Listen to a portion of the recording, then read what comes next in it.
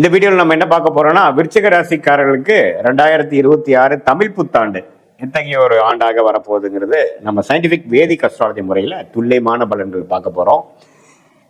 பரிகாரங்கள் அது மாதிரி விஷயத்துக்குள்ள போகாமல், எந்த மூட நம்பிக்கையில் போகாமல், ஒரு கிரகம் ஒரு இடத்துல இருக்கும் பொழுது எத்தகைய ஒரு தாக்கத்தை கொடுக்க போகிறது, நம்மளுடைய கர்ம பலன் எப்படி செயல்பட போகிறது அப்படிங்கிறத சயின்டிபிக் வேதிக் அஸ்ட்ராலஜி முறையில் ஒரு அறிவியல் சார்ந்த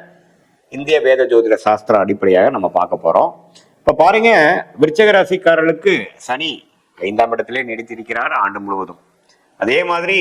குரு பாத்தீங்கன்னா புத்தாண்டு பிறந்து முதல் ஒரு 45 நாட்கள் அஷ்டமத்தில் இருந்தாலும்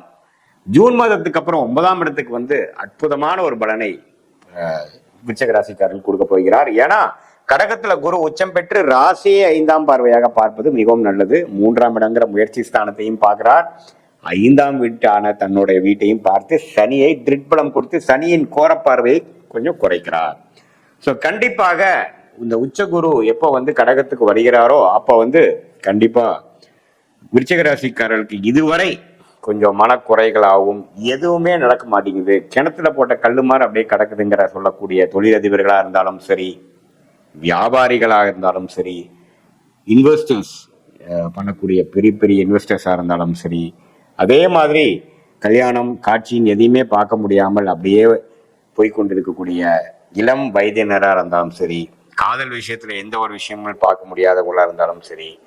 உடம்பு உபாதைகள் இருந்து நம்ம மீண்டு வர முடியல, ஒண்ணுமே நம்மளோட உடம்பு படுத்துது, கரெக்டான ட்ரீட்மெண்ட் நமக்கு சரியா செட் ஆக மாட்டேங்குதுங்கிற மாதிரி இருக்கக்கூடிய மூத்த குடிமகர்கள், சீனியர் சிட்டிசன் என்று சொல்லப்படுகிற விருச்சிக ராசிக்காரர்களா இருந்தாலும் சரி, இப்போ ஜூன் மாசத்துக்கு அப்புறம் ஓரளவுக்கு உத்வேகம் பெறக்கூடிய வாழ்க்கையில நாம என்ன நினைச்சோமோ அது கொஞ்சம் நடக்குதுரா சாமி அப்படிங்கிற மாதிரி சில பிரச்சனைகள்ல இருந்து வெளியில வரோம், சிலதெல்லாம் கைக்கு வருது,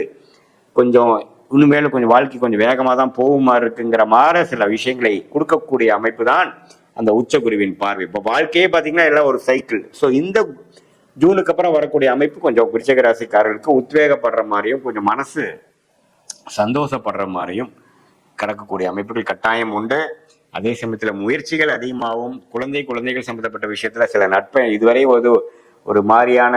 விஷயங்களாகவும் மனசுக்கு சந்தோஷமான விஷயங்கள் இல்லாம இருக்கும் பொழுது இப்போ ஓரளவுக்கு நல்ல அமைப்புகள் வருகிறது, பரவாயில்ல.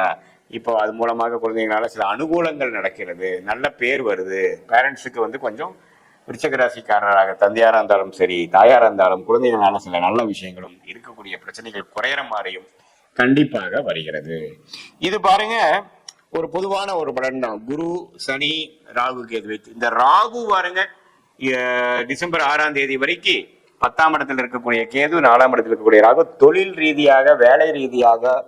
அம்மா தாயாரோட உடல்நிலை சுகம் அது மாதிரி பல விஷயத்துல பல தொந்தரவு பண்ணி கொண்டிருந்த இந்த ராகு கேது கரெக்டா டிசம்பர் 6 2024 தமிழ் புத்தாண்டு பிறந்து ஒரு 7-8 மாசத்துல பாத்தீங்கன்னா 9ஆம் இடத்துல கேதுவும் 3ஆம் இடத்துல ராகும் வருவது அருமை. ஸோ இதுவரை தொழில இருக்கக்கூடிய முடக்கம், பிரச்சனைகள், வம்பு வழக்குகள், இடமா இருக்கட்டும், இடத்துல வரக்கூடிய வில்லங்கம், தாயாரின் உடல்நல கோளாறு,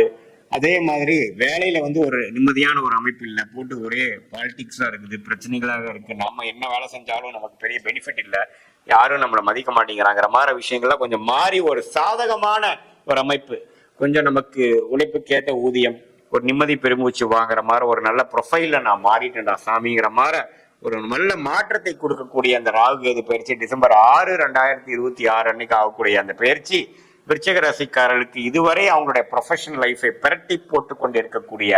அந்த அமைப்புகள் மாறுகிறது. ஸோ ஒரு பக்கம் குரு நல்லா பாசிட்டிவா வராரு, ஒரு பக்கம் ராகு கேது நல்ல ஒரு அமைப்பு வரும்பொழுது இதுவரை கடந்த 2-3 வருஷமாக பாதிக்கப்பட்ட விருச்சிக ராசிக்காரர்கள் ஓரளவுக்கு பெருமூச்சு